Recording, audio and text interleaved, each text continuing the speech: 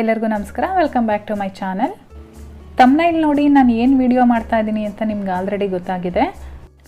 ಮನೆಯಲ್ಲೇ ಇರ್ತಕ್ಕಂಥ ಸಾಮಗ್ರಿಗಳನ್ನ ಉಪಯೋಗಿಸ್ಕೊಂಡು ಈ ರೀತಿ ಇರೋಂಥ ದೀಪಗಳನ್ನ ಹೊಸದಾಗಿ ಕಾಣಿಸ್ಬೇಕು, ನಮಗೆ ಹೊಸ ದೀಪಗಳೇನೋ ಅನ್ನಿಸ್ಬೇಕು, ಅಷ್ಟು ಕ್ಲೀನಾಗಿ ವಾಶ್ ಮಾಡೋದು ಹೇಗೆ ಅನ್ನೋ ವಿಡಿಯೋನ ನಾನಿವತ್ತು ನಿಮ್ಮ ಮುಂದೆ ತಂದಿದ್ದೀನಿ. ವಿಡಿಯೋ ಶುರು ಮಾಡೋದಕ್ಕಿಂತ ಮುಂಚೆ ನೀವು ನನ್ನ ಚಾನಲ್ನ ಸಬ್ಸ್ಕ್ರೈಬ್ ಮಾಡ್ಕೊಂಡಿಲ್ಲ ಅಂದರೆ ಈ ಕೂಡಲೇ ಕೆಳಗಡೆ ಕಾಣಿಸ್ತಾ ಇರೋ ರೆಡ್ ಕಲರ್ ಸಬ್ಸ್ಕ್ರೈಬ್ ಬಟನ್ ಮೇಲೆ ಕ್ಲಿಕ್ ಮಾಡಿ, ಹಾಗೆ ಪಕ್ಕದಲ್ಲೇ ಕಾಣಿಸೋ ಬೆಲ್ ಐಕನ್ ಮೇಲೆ ಕೂಡ ಕ್ಲಿಕ್ ಮಾಡ್ಕೊಳ್ಳಿ. ಬನ್ನಿ ಇವಾಗ ವಿಡಿಯೋನ ಶುರು ಮಾಡೋಣ. ನಾನಿಲ್ಲಿ ಸ್ಟವ್ ಮೇಲೆ ಒಂದು ಪಾತ್ರೆಯಲ್ಲಿ ಒಂದು ಅರ್ಧ ಲೀಟ್ರಷ್ಟು ನೀರು ಇಟ್ಕೊಂಡಿದ್ದೀನಿ. ಇದಕ್ಕೆ ನಾನಿಲ್ಲಿ 1.5 ಟೇಬಲ್ ಸ್ಪೂನಷ್ಟು ಡಿಟರ್ಜೆಂಟ್ ಪೌಡರ್ನ ಹಾಕ್ತಾ ಇದ್ದೀನಿ. ನಾನಿಲ್ಲಿ ಸರ್ಫೆಕ್ಸಲ್ಲಿ ಯೂಸ್ ಮಾಡಿರೋದು. ನೀವು ಸರ್ಫೆಕ್ಸಲ್ಲೇ ಯೂಸ್ ಮಾಡಬೇಕು ಅಂತ ಏನಿಲ್ಲ, ನಿಮ್ಮ ಮನೆಯಲ್ಲಿ ಯಾವುದಿರುತ್ತೆ ಆ ಡಿಟರ್ಜೆಂಟ್ ಪೌಡರ್ನ ನೀವು ಯೂಸ್ ಮಾಡ್ಕೊಳ್ಬೋದು. ಹಾಗೆ ನಾನಿಲ್ಲಿ 1 ಟೀ ಸ್ಪೂನಷ್ಟು ಬೇಕಿಂಗ್ ಸೋಡಾ ಯೂಸ್ ಮಾಡ್ತಾ ಇದ್ದೀನಿ. ನಿಮ್ಮ ಮನೆಯಲ್ಲಿ ಅಡುಗೆ ಸೋಡಾ ಇದ್ದರೆ ಅದನ್ನು ಕೂಡ ಯೂಸ್ ಮಾಡ್ಕೊಳ್ಬೋದು. ಇವಾಗ ನೋಡ್ತಾ ಇರ್ಬೋದು, ನಾನು ಇದನ್ನು ಡೆಮೋ ತೋರಿಸ್ಲಿಕ್ಕೆ ಅಂತಲೇ ತುಂಬ ದಿನಗಳಿಂದ, ಅಂದರೆ ಸುಮಾರು ಒಂದು 15 ದಿನದಿಂದ ವಾಶ್ ಮಾಡಿಲ್ಲ, ಹಾಗೆ ಇಟ್ಟಿದ್ದೆ. ಇವಾಗ ಇದನ್ನು ನೀಟಾಗಿ ಪಾರ್ಟ್ಸ್ ವೈಸು ಈ ರೀತಿ ಬಿಚ್ಕೊಳ್ಬೇಕು. ಬಿಚ್ಕೊಂಡು ಅದರೊಳಗಡೆ ನಾವು ಹಾಕ್ಕೊಳ್ಬೇಕಾಗತ್ತೆ. ಈ ರೀತಿ ಎಲ್ಲ ಪಾರ್ಟ್ಸ್ ಎಲ್ಲ ಬಿಚ್ಚಿ ನೀರೊಳಗಡೆ ಹಾಕಾದ್ಮೇಲೆ ಒಂದು 5 ನಿಮಿಷಗಳ ಕಾಲ ನಾವು ಚೆನ್ನಾಗಿ ಕುದಿಸ್ಕೊಳ್ಬೇಕು. ಈ ಪ್ರೋಸೆಸ್ನ ನಾವು ಏನಕ್ಕಪ್ಪ ಮಾಡಬೇಕು ಅಂತ ಅಂದರೆ, ಇವಾಗ ದೀಪಗಳಲ್ಲಿ ಎಷ್ಟೊಂದು ಜಿಡ್ಡಿನಂಶ ಇರುತ್ತಲ್ಲ, ಆ ಜಿಡ್ಡಿನಂಶ ಸ್ವಲ್ಪನೂ ಕೂಡ ಇಲ್ದಂಗೆ ತೆಗೆದಾಕತ್ತೆ. ಹಾಗಾಗಿ ನಾವು ದೀಪನ ಬೆಳಗೋದಕ್ಕಿಂತ ಮುಂಚೆ ನಾವು ಈ ರೀತಿ ನೀರಲ್ಲಿ ಹಾಕ್ಕೊಂಡು, ಸರ್ಪು ಮತ್ತು ಸೋಡಾ ನೀರಲ್ಲಿ ಹಾಕ್ಕೊಂಡು ಒಂದು 5 ನಿಮಿಷಗಳ ಕಾಲ ಚೆನ್ನಾಗಿ ಕುದಿಸ್ಕೊಳ್ಬೇಕು. ಇವಾಗ ನೀವು ನೋಡ್ತಾ ಇರ್ಬೋದು, ಚೆನ್ನಾಗಿ ಕುದೀತಾ ಇದೆ. ಹಾಗೆ ಅದರಲ್ಲಿ ಇರೋ ಅಂಥ ಕೊಳೆ ಏನಿದೆ ಅದು ಬಿಟ್ಕೊಂಡು ಬಂದಿದೆ, ಕಾಣಿಸ್ತಾ ಇದೆ ಆ ನೊರೆನಲ್ಲಿ. ಇವಾಗ ನಾನು ಸುಮಾರಾಗಿ ಒಂದು 5 ನಿಮಿಷಗಳ ಕಾಲ ಕುದಿಸಿದ್ದೀನಿ. ಇವಾಗ ನಾನು ಸ್ಟವ್ ಸ್ವಿಚ್ ಆಫ್ ಮಾಡಿಕೊಂಡು ಸ್ವಲ್ಪ ನೀರು ತಣ್ಣಗಾಗೋವರೆಗೂ ಹಾಗೆ ಬಿಟ್ಟಿರ್ತೀನಿ. ನೀರು ಸ್ವಲ್ಪ ತಣ್ಣಗಾದ್ಮೇಲೆ ನಾನಿಲ್ಲಿ ತೆಗಿತಾ ಇದ್ದೀನಿ. ಇವಾಗ ನೀವು ನೋಡ್ತಾ ಇರ್ಬೋದು, ಅದರಲ್ಲಿರೋ ಅಂಥ ಜಿಡ್ಡಿನಂಶ ಯಾವ ರೀತಿ ಬಂದಿದೆ ಅಂತ ಹೇಳಿ. ನಾವು ಡೈರೆಕ್ಟಾಗಿ ಸ್ಕ್ರಬ್ಬರ್ ಹಾಕಿ ವಾಶ್ ಮಾಡೋಕ್ಕೆ ಹೋದರೆ ಆ ಜಿಡ್ಡಿನಂಶ ಏನಿದೆ ಅದು ಹಾಗೇ ಅಂಟ್ಕೊಂಡಿರುತ್ತೆ. ಹಾಗಾಗಿ ಈ ರೀತಿ ನಾವು ಕುದಿಸ್ಕೊಳ್ಬೇಕು. ಇವಾಗ ಅದರ ಮೇಲ್ಗಡೆ ಏನು ಅದೆಲ್ಲ ಸುಲ್ಕೊಂಡು ಬಂದಿದೆ ಅದನ್ನೆಲ್ಲ ರಿಮೂವ್ ಮಾಡಿಕೊಂಡು ನಾನು ಸಪ್ರೇಟಾಗಿ ಎತ್ತಿಟ್ಕೊಳ್ತೀನಿ ಫಸ್ಟು.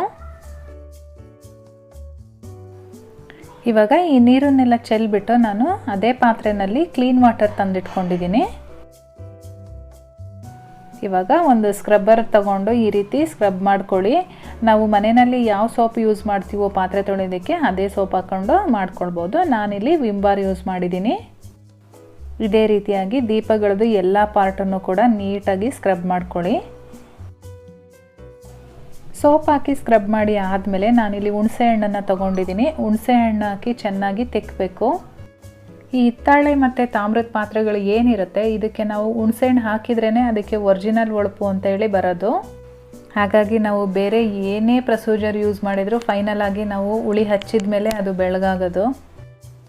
ಅಥವಾ ತುಂಬ ಕಪ್ಪಗಿದೆಯಪ್ಪ, ಈ ರೀತಿ ಉಜ್ಜಿದ್ರೂ ಕೂಡ ಹೋಗ್ತಾ ಇಲ್ಲ ಅಂತ ಅಂದರೆ ಒಂದು ಬೌಲಲ್ಲಿ ನೀರು ತೊಗೊಂಡು ಹುಣಸೆ ಹಣ್ಣನ್ನು ಅದರೊಳಗಡೆ ಹಾಕ್ಬಿಟ್ಟು 1-2 ಗಂಟೆಗಳ ಕಾಲ ಈ ದೀಪಗಳು ಏನಿದೆ ಅದನ್ನೆಲ್ಲ ನೆನೆ ಹಾಕ್ಬಿಡಿ. ನೀಟಾಗಿ ಕೊಳೆಯೆಲ್ಲ ಬಿಟ್ಕೊಂಡಿರುತ್ತೆ. ಆವಾಗ ನೀವು ತೆಗೆದು ಉಜ್ಜಿದ್ರೆ ನೀಟಾಗಿ ಹೋಗುತ್ತೆ.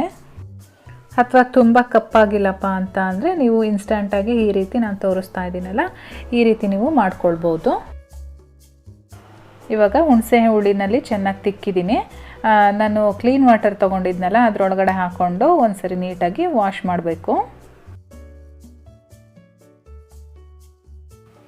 ಇವಾಗ ಮತ್ತೆ ನಾನು ಇನ್ನೊಂದು ಸರಿ ಕ್ಲೀನ್ ವಾಟರ್ ಹಾಕ್ಕೊಂಡು ವಾಶ್ ಮಾಡ್ತಾ ಇದ್ದೀನಿ. ಇವಾಗ ನೋಡ್ಬೋದು ನೀವು, ಹೊಸದು ತಂದಾಗ ಹೇಗಿರುತ್ತೋ ಅದೇ ರೀತಿ ಆಗಿದೆ. ನೀವು ನೋಡ್ತಾ ಇರ್ಬೋದು ಎಷ್ಟು ಚೆನ್ನಾಗಾಗಿದೆ ಅಂತ ಹೇಳಿ. ದೀಪಗಳು ಅಂತ ಅಲ್ಲ, ತಾಮ್ರ ಮತ್ತು ಹಿತ್ತಾಳೆ ಯಾವುದೇ ಆಗಿರ್ಬೋದು, ಕಳಸ ಆಗಿರ್ಬೋದು, ಮಂಗಳಾರತಿ ತಟ್ಟೆ ಆಗಿರ್ಬೋದು, ಇನ್ಯಾವುದೇ ಪದಾರ್ಥ ಆಗಿದ್ರೂ ಕೂಡ ಇದೇ ರೀತಿ ವಾಶ್ ಮಾಡ್ಕೊಳ್ಳಿ, ತುಂಬಾ ಚೆನ್ನಾಗಾಗುತ್ತೆ.